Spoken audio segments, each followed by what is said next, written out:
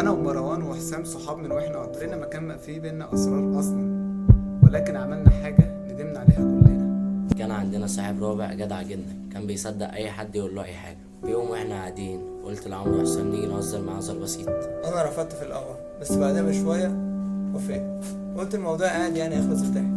اتفقنا ان كل واحد فينا يحكي له نفس الكذبه ولكن بطريقه مختلفه عشان يصدقها.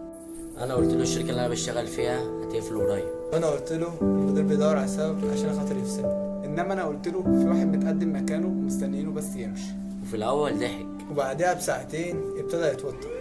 بعد يومين بقى كل ما يروح الشغل يفتكر ان اخر يوم ليه. بدا يغلط في شغله. بسبب خوفه المدير ابتدى يلاحظ اخطائه. ساعتها فهمنا ان الهزار خرج عن السيطره، ورحنا بسرعه نقول له الحقيقه.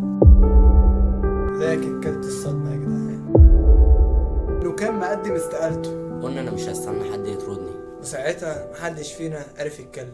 وكنا فاكرين اننا بنهزر، لكن اكتشفنا ان كلمه واحده ممكن تغير حياه انسان. قعدنا ايام بندور عليه.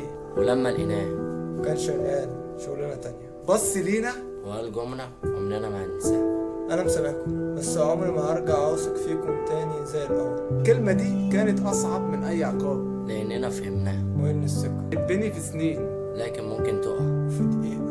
لو كنت مكانه انت كنت هتستحملنا؟ ولا كنت هتمشي من غير رجوع. لايكات اشتراكات الحاجات سلام عليكم.